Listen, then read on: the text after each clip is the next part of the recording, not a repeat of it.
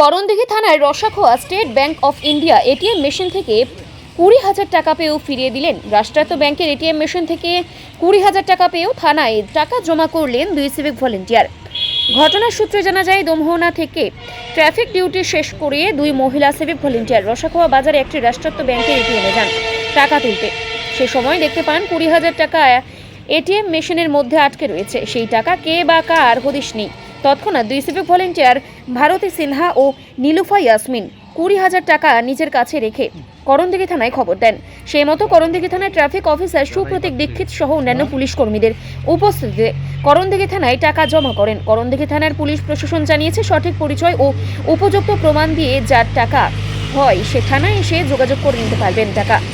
দুই civic volunteer উপস্থিত বুদ্ধি ও মানবিকতার পরিচয় প্রশংসা করেছেন পুলিশ প্রশাসন সহ করণদিঘিবাসী।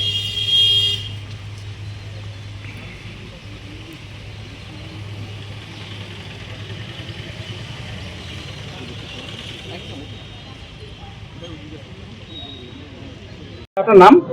আমার নাম নীলুফা ইয়াসমিন। কি হয়েছিল? সেই দিন আমরা ডিউটি করার পথে ডিউটি শেষ করে যায় ওর টাকা উঠানোর জন্য, তো দেখি এটিএমটায় টাকা আটকানো আছে। টাকাটা আটকে আছে, তো আমরা বলছি, দুজন ছিল ভিতরে, দুজন বাইরে ছিল। দুটো মেশিন, তো একটা মেশিনে তুলছে, একটা মেশিনে আটকে আছে টাকাটা। তা আমরা আবার ঢুকে আমি আবার বলছি, টাকাটা তোমাদের কেউ উঠাচ্ছি নাকি? বলছে না। তা আমি আবার বললাম, এতে যে টাকাটা হাতে নিয়ে গুণ কত আছে গুনালাম, তো বলছে যে 20,000। ওরা কে দিচ্ছিল, আপনারা কেউ উঠিয়েছেন? বলছি না। তখন আমরা টাকাটা নিয়ে আমরা আবার উইথড্রল করলাম আমাদের টাকা। তারপরে আমরা টাকাটা নিয়ে তখন লিস্টে জানানো হয়।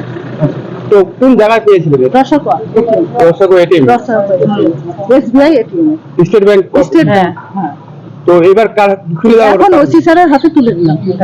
কোথায় এনেছে? করণদিঘি থানায়। আপনাদের বাড়ি কোথায়? আমার বাড়ি রসাখোয়া ছাগলকাটি। না, আপনারা ওখানে ডিউটি থেকে বাড়ি যাচ্ছিলাম, যমুনা থেকে ডিউটি করে বাড়ি যাচ্ছিলাম। কি নাম আপনার? আমার নাম ভারতী সিনহা। আর আপনার নাম? আমার নাম নীলুফা ইয়াসমিন। একসাথে ছিলেন দুজন? হ্যাঁ। আপনারা কি করণদিঘি থানার ট্রাফিকে আছেন? হ্যাঁ, ট্রাফিকে আমরা ইউনিট কাজ করছি। ও আচ্ছা। এখন আপনারা কি ওসি স্যারের হাতে তুলে দিলাম টাকাটা। আমরা চাইছি যার টাকা সে ফেরত পাক। হ্যাঁ।